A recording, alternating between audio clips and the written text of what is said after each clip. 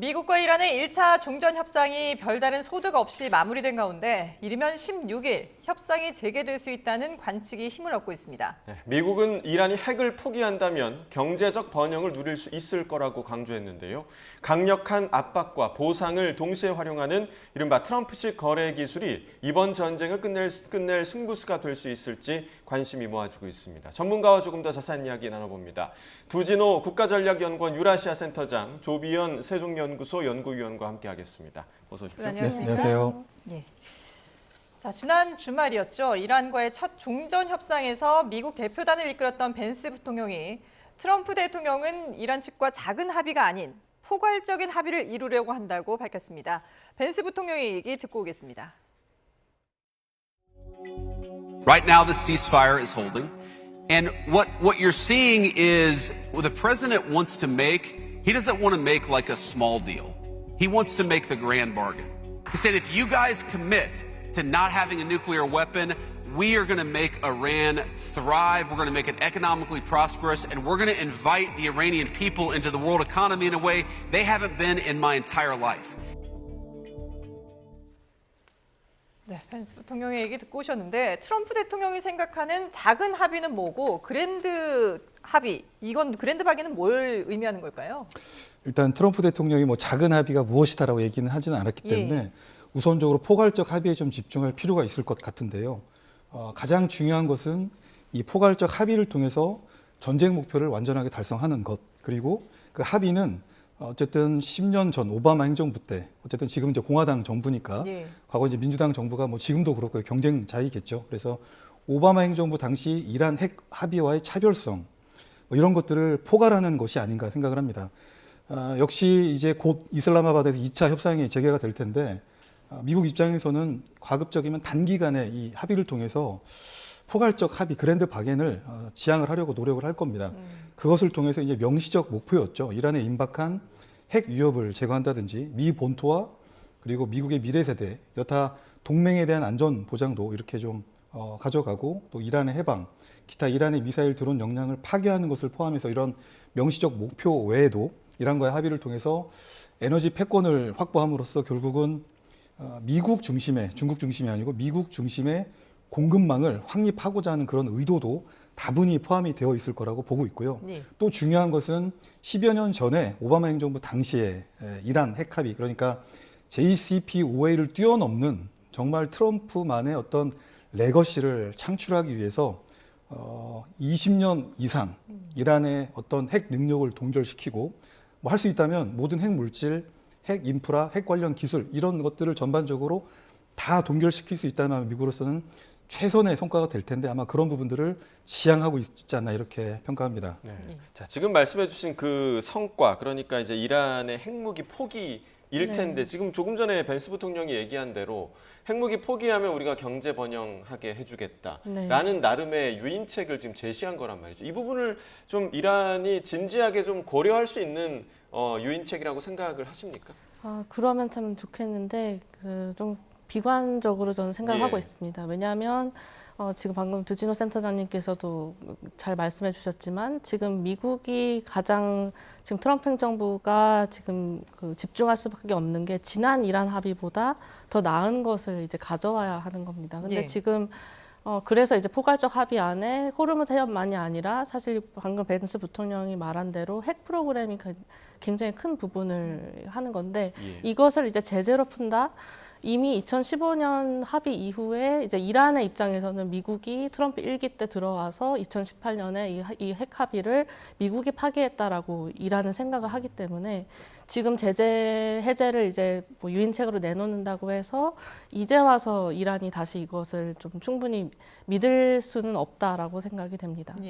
근데 지금 1차 협상 이후에, 결렬 이후에 보도 나온 걸 보면은 미국 측에서는 20년을 제안을 했고 이란이 이제 5년을 역제안했다라고 알려지고 있지 않습니까? 그런데 트럼프 대통령이 또 인터뷰한 내용들을 보면은 20년도 못마땅하다, 완전히 없애야 된다 이런 주장을 하고 있는데 이게 현실적으로 좀 가능할까요? 사실 그 트럼프 대통령 그 행정부에서 지금 나오는 얘기들이 뭐 20년 얘기했다 아니다 뭐 확실한 사항은 사실은 없습니다. 네. 그런데 이 트럼프 대통령이 뭐 이 말했다 저 말했다라고 좀 이렇게 좀 비판적으로 보시는 분들도 많지만 사실 트럼프 측근들의 주변 얘기들을 들어보면 이게 트럼프 대통령의 전형적인 그 전략입니다. 이렇게 그 기본 틀에서에 대한 제안을 하지 않고 정말 생각하지도 못했던 것을 이렇게 툭툭 던지면서 상대방을 흔들고 여기에서 이제 주도권을 가져와서 자기의 그런 그 이점을 찾아나가는 것이거든요. 그래서 이런 패턴들을 감안하면 트럼프 대통령이 충분히 20년도 얘기했다가 이것도 불충분하다라고 했을 가능성이 있다라고 저는 생각이 됩니다. 네. 왜냐하면 20년 한번 던져놓고 이게 20년이 사실 부족하다라는 국내 여론이 일었고 이게 그 2015년 합의보다 뭐가 나은 거냐, 전쟁을 왜 하냐라는 여론이 분명히 일어났기 때문에 트럼프 대통령이 다시 또 이제서는 이걸로 충분하지 않다라고 입장을 바꾼 것이고 이게 또 이제 앞으로 이란이 또 어떻게 하느냐에 따라서 또 뭐 5년, 10년 또 다른 또 기간들이 나올 수도 있다라고 생각이 됩니다. 네, 지금까지 조 의원님 말씀해 주신 대로 사실상 이란이 받아들일 수 없는 조건을 미국에서 제시를 해놨는데도 불구하고 트럼프 대통령이 한 인터뷰에서는 이틀 안에 뭔가가 일어날 수도 있다. 뭔가 이틀 안에 서로 간의 협상의 합의를 볼 그 가능성을 지금 시사를 했는데 그렇다면 이게 물밑에서는 지금 협상이 원활하게 좀 진행이 되고 있다. 이렇게 좀 해석을 해도 되는 부분입니까? 어쨌든 1차 협상이 결렬이 되었지만 어느 정도 예상이 됐던 측면이 있잖아요. 그래서 1차 협상 때는 서로가 가지고 있는 일종의 이제 종전 조건들을 이렇게 확인을 했던 것이고 이제 그런 것들을 가지고 본국으로 돌아가서 다시 내부적인 검토를 하는 과정에서 외교적 채널이 돌거나 혹은 파키스탄과 같은 제3국을 통해서 중재가 이루어지고 있는 그런 상황인 겁니다. 네. 그런데 이제 2차 협상에서 이제 미국은 최대한 지금처럼 호르무즈 해협 역봉쇄라든지 이런 다양한 옵션을 통해서 협상력을 굉장히 지금 유지하고자 노력을 하고 있지만 예. 말씀하신 대로 이란이 과연 이것을 받겠는가? 뭐 20년에 대해서 지금 뭐 3년 혹은 5년으로 되받아 쳤다는 그런 의견들도 있는데요. 중요한 것은 10여 년 전 체결되었던 2015년에 체결되었던 이란 핵 합의도 사실은 트럼프 일기에서 이렇게 좀 부정을 해서 그 판이 이제 깨졌던 측면이 있고 네. 이번에 만약에 20년을 핵 동결을 한다는 전제 조건으로 한다 하더라도 이란은 여전히 그것에 대해서 굉장히 부정적이고 뭐 필요에 따라서는 내재적인 해석을 해보면 또 굉장히 트라우마를 가질 수도 있는 것이고요. 더군다나 10여 년 전 JCPOA는 미국과 이란 당사자 외에도 이른바 핵을 가진 P5 국가와 유럽연합이 함께하는 일종의 보증인들이 같이 함께 했었기 때문에 지금은 오히려 보증인도 없는 그런 상황이어서 그때보다 지금이 좀 환경이 더 안 좋은 것이 아닌가 이렇게 생각을 합니다. 네. 어쨌든 뭐 미국이 원하는 대로 작은 합의가 아닌 포괄적인 합의를 이뤄낼 수 있을지는 모르겠습니다만은 어쨌든 뭐 지금 2차 협상이 구체적으로 시기가 나오고 있습니다. 그런데 그 협상 장소도 상당히 좀 관심을 끌고 있는데 원래 1차 협상을 했던 파키스탄 이슬라마바드뿐만 아니라 그동안에 뭐 튀르키 얘기도 나왔고 스위스 제네바 얘기도 나왔었거든요. 근데 트럼프 대통령이 파키스탄에 있는 미국 기자한테 거기 좀 더 있어라.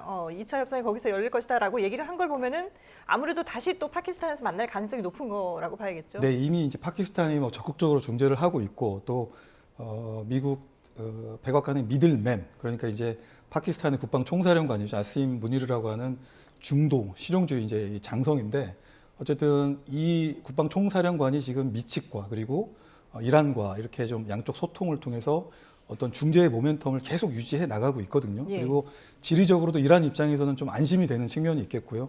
또 스위스 하면 물론 중립국이라고 하는 상징성도 있고 여타 이런 복잡한 현안들을 다루는 양자회담, 다자회담 장소로서는 최적입니다. 그런데 사실 장대한 분노 작전 전에 그러니까 이란 핵 관련된 미국과 그리고 이란 간의 핵 협상 장소가 하필 스위스였기 때문에 이란 입장에서는 지금 스위스가 좀 부담스럽고 예. 스위스가 문제가 아니고 미국을 믿지 못하니까 스위스로 가는 건 좀 부담스러울 것 같고요. 그리고 그 협상 기간 동안에 이를테면 어떤 상황이 벌어질지 모르는데 스위스보다는 아무래도 이란 입장에서는 파키스탄이 지척이기 때문에 예. 그런 측면에서 미국보다 오히려 이란이 이 파키스탄 이슬라마바드를 2차 협상 장소로서 보다 선호하는 것이 아닌가 그런 부분들을 미국도 어떤 이란의 입장을 존중하면서 협상 장소로 좀 이렇게 정한 것이 아닌가 이렇게 생각을 합니다. 예. 자, 이렇게 이제 트럼프 대통령도 이틀 안에 재협상 가능성을 내놓은 상황인데요. 페제스키안 이란 대통령, 종전을 위한 미국과의 대화는 국제법의 틀 안에서만 이루어질 것이다. 이렇게 말하기도 했습니다. 영상 함께 보시겠습니다. ما الان با هر کی صحبت میکنیم میگیم ما در چارچوب قوانین بین المللی بپذیرید. ما خلاف قوانین بین الملل عمل نمیکنیم. شما همون حقوق بین الملل ما رو بپذیرید. کجای قوانین بین الملل گفته تو جنگ شما میتونید بیایید پل بزنید، بیمارستان بزنید، درمانگاه بزنید، دانشگاه بزنید. کجا گفتن؟ 자, 당신들도 국제법을 지켜라. 네. 이 부분 어떻게 좀 해석을 하셨습니까? 사실 이 뭐 국제법 때문에 뭐 대화가 진행되지 않고 그런 것은 아닙니다. 이미 지금 언론에서 들어오는 내용이 이란이 원래 제시했던 10개 조항을 뭐 6개로 줄인 것들 뭐 전했다라는 얘기가 있는데 이 국제법은 제가 봤을 때는 그 지금 이란이 가진 이 미국하고 국제사회에 대한 지렛대가 딱 2개인 것 같습니다. 첫 번째가 호르무즈 해협. 이것에 봉쇄를 하는 것이고 두 번째가 이 국제법을 기반으로 해서 미국이 이런 지금 전쟁에 운영하는 그런 행태에 대해서 이런 명분을 쌓아가는 겁니다. 그래서 지금 이란의 입장에서는 사실 지금 미국이 해협을 지금 역봉쇄를 하겠다라고 나서고 있고 지금 그 항공모함이죠. 부시 항공모함이 지금 홍해를 피해서 지금 아프리카 연안 밑으로 해서 돌아오고 있습니다. 그러니까 이 미군의 전력들이 계속 돌아온다라고 했을 때는 당연히 이 전쟁의 재발, 그 휴전이 깨지는 상황까지도 우려할 수 있을 것이고 그러면 이제 미국의 공격이 다시 재개됐을 때 그 뭐 교량이나 학교나 이런 민간인에 대한 시설에 대해서 하지 말라라는 그런 메시지를 낸다라고 저는 이해를 했습니다. 예. 지금 뭐 잠깐 언급해 주셨습니다만 이란 측에서 종전을 위한 그 조건에 10가지를 처음에 이제 제시를 했다고 전해졌는데 이걸 6가지로 줄였다고 하거든요. 어떤 항목들이 빠진 거고 또 어떤 이유 때문에 이건 제외를 한 걸까요?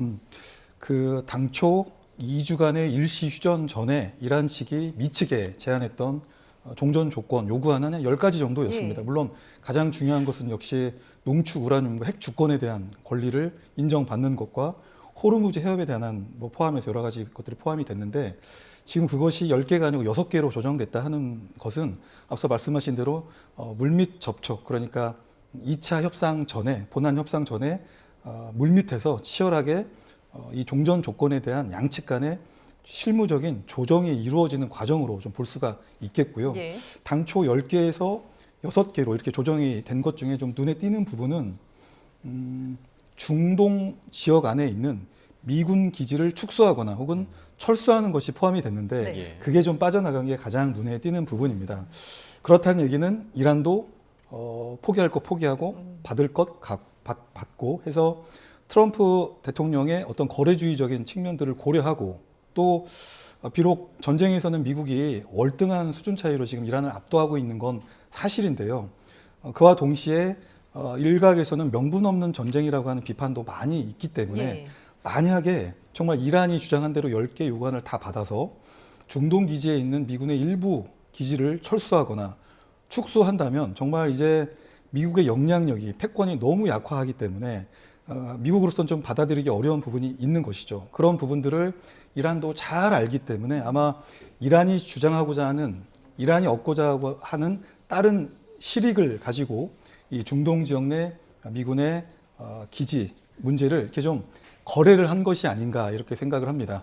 그렇다는 얘기는 2차 협상을 통해서 두 번째 라운드 협상을 통해서 뭐 단번에 어떤 유의미한 협상을 타결하기는 쉽지는 않아 보입니다만 긍정적인 것은 거래가 이루어지고 있구나 정도로 볼 수가 있겠습니다. 그만큼 이란도 이번만큼은 좀 협상을 어떻게든 잘 진행해 보겠다라는 의지를 보였다고 봐야겠죠. 네, 저도 그렇게 생각이 됩니다. 근데 지금 그 10개 조항을 보면은 말씀하신 그 미군 철수 내용이 빠졌고요. 또 하나 빠진 게 그 원칙적으로 미국의 그 비침략을 보장한다. 이 2개가 빠졌는데 나머지 사항들을 보면요. 이 호르무즈 해협, 핵 프로그램, 그 굉장히 민감한 부분, 그 전쟁 피해 뭐 이런 것들에 대해서 사실 조항들을 약간 뭉뚱그려서 넣은 게 많이 보입니다. 예. 그것은 이제 그 박상희 그 센터장님께서 말씀하셨지만 이 합의를 정말 구체적인 거를 한 번에 다 타결하기는 어렵기 때문에 뭐 우라늄 농축 권리를 보장한다든지 이런 그 굉장히 구체적인 내용들은 그냥 핵 문제라고 해서 좀 포괄적인 하나의 조항으로 묶어가지고 이제 합의를 진행하려고 하는 의지라고는 보여집니다. 근데 다만 이제 그렇다고 해서 이게 또 쉽게 될 것 같지는 않습니다. 왜냐하면 지금 휴전을 어느 정도 연장하는 효과는 있을지 몰라도 핵에 대한 문제를 또 세부적으로 들어가면 좀 앞으로 더 지켜봐야 되겠다 생각이 듭니다. 예, 알겠습니다. 이렇게 이란 전쟁이 길어지면서 원유와 나프타 등이 부족한 문제가 불거졌는데요. 이를 확보하기 위해 대통령 특사 자격으로 산유국 4곳을 다녀온 강훈식 대통령 비서실장이 순방 결과를 브리핑했습니다. 현장으로 가보겠습니다. 안녕하십니까. 대통령 비서실장 강훈식입니다. 중동 전쟁이 발생한 지 47일째, 한 달하고도 보름 이상 지났습니다. 지난주 8일부터 불안정한 휴전이 유지 중이지만 미국, 이란 간 1차 협상에서 합의 도출에 이르지 못했고 이스라엘과 헤즈볼라 간의 공방이 지속되는 등 중동 지역을 둘러싼 불확실성은 여전히 거치지 않고 있습니다. 청와대는 지난 일요일 현 상황을 냉정하게 평가하고 비상대응 체계를 유지하기로 결정하였습니다. 품목별 매점 매석 금지나 긴급 수급 안정 조치 등 시장 질서 유지 대책들도 필요한 경우에는 적시에 추진될 것입니다. 공공기관 차량 2부제, 공용주차장 5부제, 민간 자율 5부제 등 에너지 절약 대책도 당분간 지속 시행될 것입니다. 중동 전쟁이 초래한 우리 경제 비상 상황을 극복하기 위해 무엇보다 시급한 과제는 원유, 나프타 등 핵심 품목 물량 확보입니다. 우리 경제는 작년 기준으로 호르무즈 해협을 통한 도입 의존도가 원유는 61%, 나프타는 54%에 달할 정도로 매우 높기 때문에 에너지 위기, 즉 비상경제 상황이 지속되는데도 중동 상황이 해결되기만을 바라면서 손 놓고 기다릴 수 없었습니다. 저는 전략경제협력 대통령 특사로 지난주 7일부터 어제까지 중앙아시아 자원부국 카자흐스탄, 중동 지역 주요 에너지 공급국인 오만, 사우디아라비아, 카타르 등 총 4개국을 방문해 원유와 나프타 확보 방안을 협의했습니다. 청와대, 산업통상부, 외교부, 석유공사 등 정부와 공공기관은 물론이고 실제로 석유와 나프타를 도입하는 기업들도 함께 협상 전략을 수립하고 성과 창출을 위한 역할을 분담하였습니다. 이재명 대통령은 각국에 전달한 친서에서 중동 전쟁 지속에 대한 깊은 우려와 우리 국민의 진심 어린 위로와 연대의 마음을 전하는 한편 에너지 안보 위기를 공동의 지혜로 타개해 나가자는 뜻을 전달하였습니다. 대통령 지시에 따라 4개국을 방문한 결과로 올해 말까지 원유 2억 7,300만 배럴 도입을 확정지었음을 국민 여러분께 보고드립니다. 나프타도 연말까지 최대 210만 톤을 추가로 확보하였습니다. 원유 2억 7,300만 배럴은 작년 기준으로 즉 별도의 비상조치 없이 경제가 정상 운영되는 상황에서 3달 이상 쓸 수 있는 물량입니다. 나프타 210만 톤은 작년 기준으로 약 한 달치 수입량에 해당됩니다. 특히 이번에 확보한 원유와 나프타는 호르무즈 봉쇄와는 무관한 대체 공급선에서 도입될 예정이기 때문에 국내 수급 안정화에 직접적이고 실질적으로 기여할 것이라고 생각하고 있습니다. 국가별로 방문 성과를 상세히 말씀드리겠습니다. 먼저 첫 방문국인 카자흐스탄 방문 성과입니다. 카자흐스탄은 세계 12위 원유 생산국이며 호르무즈 해협 봉쇄와는 무관한 경로로 수출되기 때문에 원유 수입선 다변화에 의미가 있는 국가입니다. 먼저 카슴 조마르트 토가예프 대통령을 직접 예방하여 양국 간 에너지 협력 강화에 대한 의지를 담은 이재명 대통령 친서를 전달했습니다. 카자흐스탄 측 정부 고위 인사는 중동 전쟁 이후 여러 나라에서 특사 파견 등을 하고 있습니다만 대통령이 예방을 직접 수락한 국가는 현재까지 한국이 유일하다고 밝혔습니다. 카자흐스탄과 정부 간의 협의를 네, 강훈식 비서실장의 브리핑을 함께 들으셨습니다. 호르무즈해협 봉쇄로 인한 원유와 나프타 확보를 위해서 카자흐스탄과 오만, 또 사우디아라비아, 카타르 4곳을 방문하고 돌아온 비서실장이었는데요. 올해 말까지 일단 원유는 2억 7,300만 배럴, 3달 이상 사용 가능한 양이라고 합니다. 2억 7,300만 배럴을 확보를 했다라고 브리핑을 했고요. 또 나프타와 관련해서는 210만 톤, 지난해 기준으로 한 달치 수입량이라고 하는데요. 210만 톤을 추가로 확보했다라는 브리핑 내용이 있었습니다. 관련 내용 추가로 들어온 대로 계속해서 전해드리겠습니다. 자, 저희가 이제 중동 정세 관련 이야기를 좀 나누고 있었고요. 지금 미국 내 이야기를 잠시 좀 나누자 보면 이 신성모독 논란으로 미국의 보수 기독교계마저 등을 돌리게 만든 트럼프 대통령의 이 삭제된 게시물과 관련해서 온갖 밈이 쏟아지고 있는 상황인데요. 잠깐 함께 보도록 하겠습니다. 자, 먼저 보시는 건 X에 올라온 AI 합성 영상인데 예수의 복장을 한 트럼프 대통령, 물 위를 이렇게 걷고 있고요. 또 빨간색 마가 모자를 쓴 지지자들이 이 모습을 보고 놀라워합니다. 자, 알고 보니 이 물은 골프장에 있는 연못이었고요. 골프광 트럼프 대통령은 이 연못 위에서 티샷까지 치는 모습을 보여줍니다.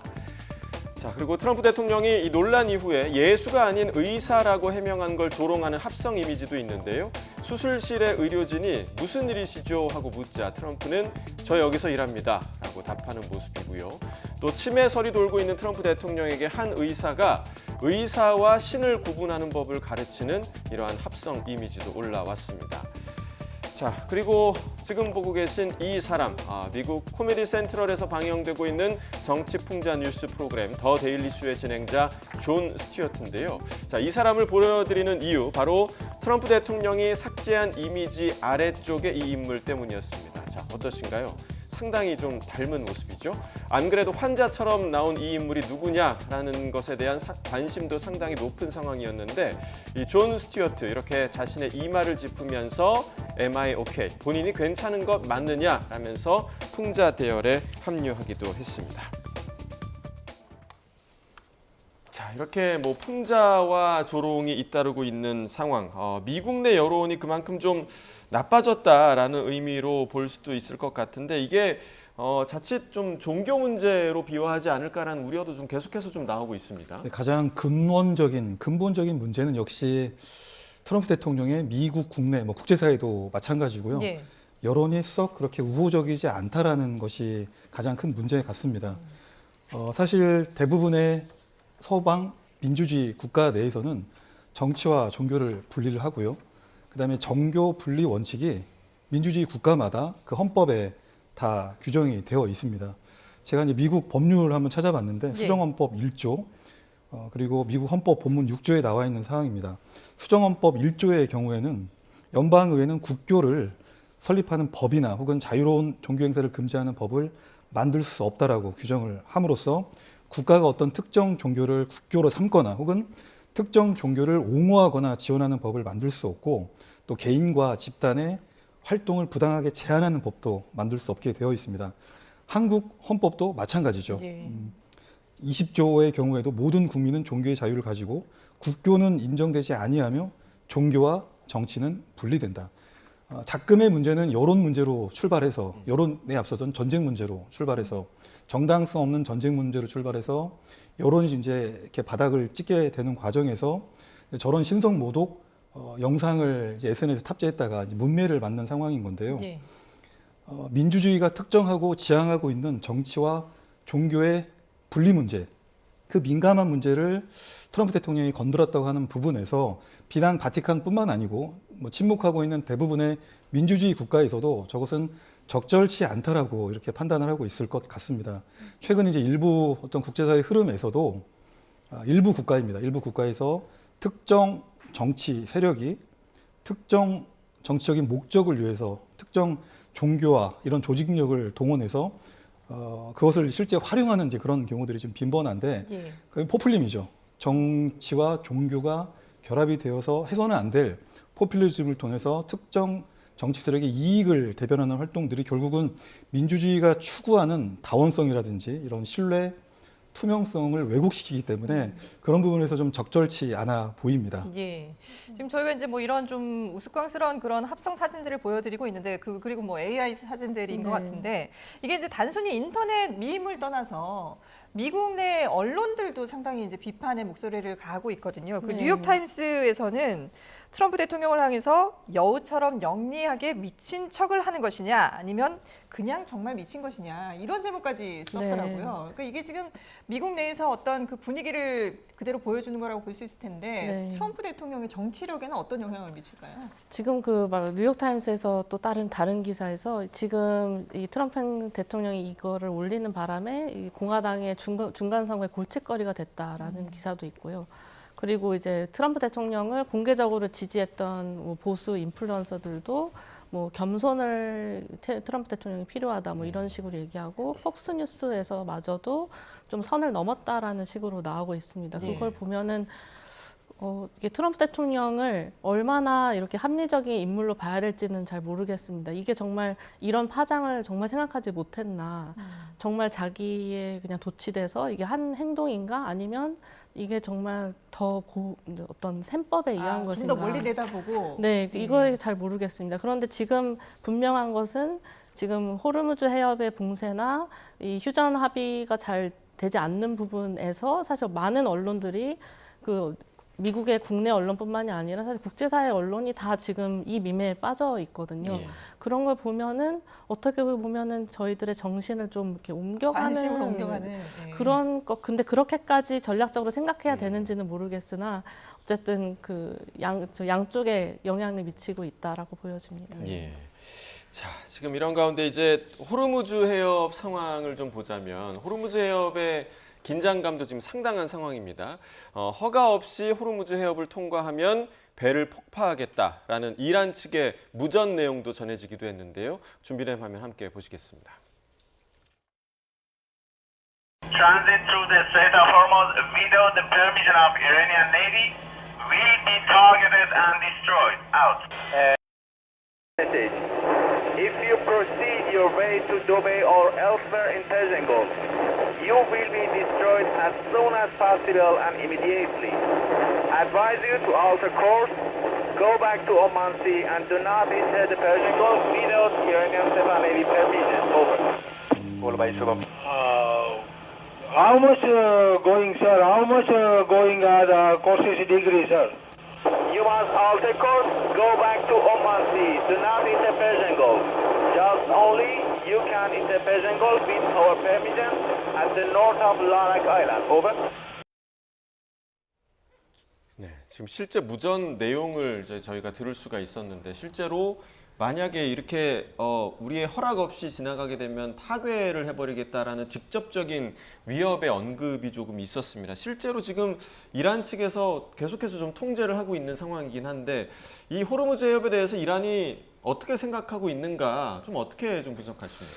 역시 지금 어쨌든 지금 이제 임시 휴전 상태에서 협상이 지금 진행되는 과정에서 뭐 미국도 이란도 상대의 약한 부분들을 집요하게 이렇게 좀 공략할 수 있는 그런 카드가 다 필요하겠죠. 예. 이란 입장에서는 뭐 군사력은 이미 괴멸적 수준으로 붕괴가 됐습니다. 물론 일부 미국이 다 아직까지는 타격하지 못한 그런 표적들이 있습니다. 탄도미사일 역량들은 일부 있는 걸로 이렇게 좀 판단이 되는데 이란 입장에서는 역시 군사력보다는 미국뿐만 아니고 세계 경제 안보에 치명적인 영향을 미칠 수 있는 이 호르무즈 해협에 대한 압박 수단을 지금 계속 가져가고자 하는 것이죠. 그래서 뭐 유하나라든지 이런 수단을 통해서 통행료를 지불을 하고 그러니까 이란 혁명 수비대가 정한 안전 항해 지역으로 들어와서 이란의 조력을 받아서 통과하는 그런 선적에 대해서만 선별적으로 통행의 자유를 보장해 주겠다라고 하는 이런 선별적 카드지만 사실상 미국을 대상으로 압박을 하고 있는 이런 카드들을 계속적으로 유지하고 있는 것은 결국 협상력에서 유리한 위치를 이렇게 점하고자 하는 그런 의도인 것이고요. 예. 그것을 또 무력화하기 위해서 이제 미국이 호르무즈 해협을 통과하고 그리고 이란과 거래를 했을 것으로 추정되는 그런 선적에 대해서 차단한다든지 회항한다든지 납포하는 이런 극단적인 군사 조치를 하겠다라고 하는 것은 바로 그런 이란이 가지고 있는 강력한 협상 카드를 또한 무력화하기 위한 그런 것이죠. 예. 이런 것들이 지금 미국과 이란이 각자가 가지고 있는 협상 카드를 가지고 굉장히 치열하게 지금 각축을 벌이는 상황이지만 그렇다고 해서 이것이 지금 어떤 군사적인 교전 상태로 발전을 하거나 그런 상황은 아니고요. 협상을 위한 지렛대로서 양측이 이렇게 활용을 하고 있다 볼 수가 있겠습니다. 예. 협상을 위한 카드로 미국도 이란도 이 호르무즈 해협 봉쇄를 이제 활용하고 있다라고 하셨는데, 근데 지금 사우디아라비아 같은 경우에 호르무즈 해협의 역봉쇄를 풀어달라 미국에 얘기를 했거든요. 네. 사실 미국을 지지하고 이번 네. 전쟁을 지원하는 어떤 그런 입장이 있는 사우디아라비아까지 이렇게 역봉쇄를 풀어라라고 하는 이유는 뭘까요? 지금 아무래도 이 휴전이 끝날 것을 가장 우려할 것 같습니다. 왜냐하면 지금 그 미국이 역봉쇄를 시작하고 나서 이란이 뭐 조금 전에는 뭐 신뢰 구축 차원에서 며칠 동안 뭐 이런 봉쇄를 용인할 수도 있다라는 뭐 보도가 나오고 있긴 하지만 예. 일단 공식적으로는 그 미국이 그렇게 하게 되면은 지금 이 미국의 봉쇄를 이 영향을 없애라, 뉴트럴라이즈라고 하라라고 이렇게 명시를 했다라고 하더라고요. 그러면 이제 어떠한 뭐 고속정이라든지 일부 남은 그 전력들로 해서 이 지나가는 배들을 공격할 수 있겠다, 뭐 이런 건데 만약에 그렇게 되면 사우디아라비아 입장에서는 지금 이 휴전으로 조금 되게 잠재우려고 했던 이 지역이 어려워지면서 또 홍해까지 이렇게 퍼질 수 있기 때문에 이 두 개의 그 자기들의 전략적 요충지에 대한 우려 때문에 그렇게 발언이 나오는 것 같습니다. 예. 자, 이런 가운데 이스라엘 네타냐후 총리의 입에서 또 뜻밖의 발언이 나오기도 했습니다. 벤스 부통령이 자신에게 이란과의 협상 상황을 자세히 보고를 했고 또 이런 식의 보고를 트럼프 행정부로부터 매일 받는다. 이렇게 밝힌 건데요. 그 목소리를 직접 들어보겠습니다.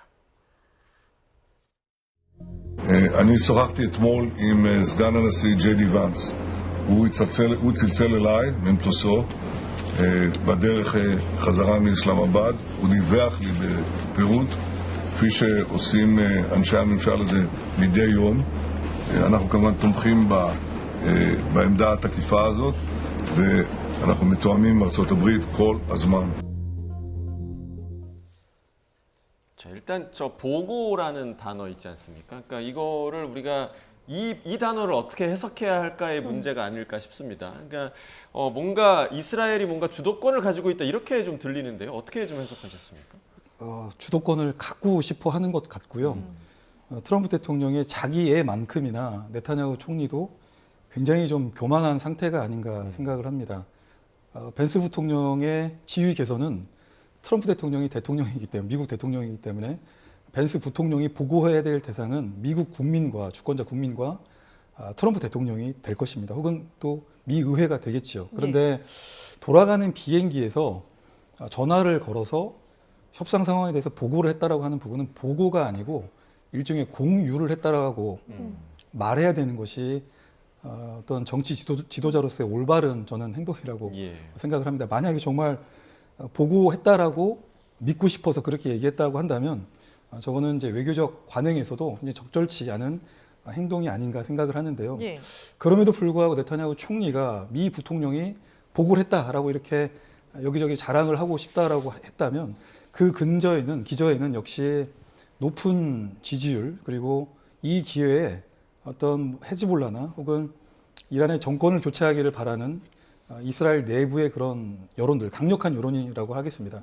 그런 여론들이 역시나 지금 네타냐후 총리를 지지하고 있기 때문에 지금의 어떤 포효하는 사자 작전, 미국의 장대한 분노 작전과 함께 같이 하고 있는 이 작전에서 상당한 본인은 정당성을 얻고 있기 때문에 그러한 사명을 끝까지 달성을 해야 되고 헤즈볼라를 완전하게 이 기회에 괴멸시키고 또 이란의 신정 체제 또한 전복시켜야 된다라고 하는 사명을 이렇게 좀 국민들에게 강조하고 정당성을 얻고자 하는 그런 마음이 아닌가 이렇게 생각합니다. 예.